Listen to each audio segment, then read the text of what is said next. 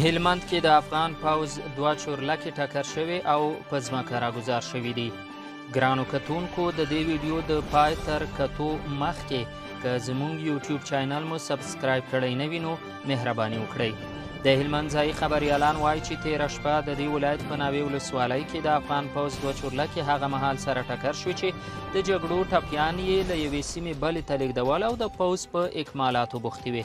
راپورونه کاږي چې دواړو الوتکو تر لوېدو وروسته اور هم اخیستی. تر اوسه د تلفاتو په اړه کره معلومات نه دي خپاره شوي او نه هم افغان حکومت تر اوسه په دې اړه څه ویلي. خو ځایي خبریالان بیا د ناتایید شویو راپورونو له مخې وایي چې په پیښه کې 15 کسان وژل شوي دي. بل لور ته یو شمېر سرچینې وایي چې تېره شپه د لښکرګاه په شاوخوا کې د چا انجینر په سیمه کې سخته جګړه شوې او تر سهاره پورې د درنو او سپکو ډزو غږونه اورېدل شوي. تر دې دمه د تازه نښتو په اړه هم د هلمند ځایي چارواکو څه نه دي ویلي. هلمند کې له تېرو څو ورځو راهیسې د افغان ځواکونو او وسلوالو طالبانو ترمنځ نښتې روانې دي.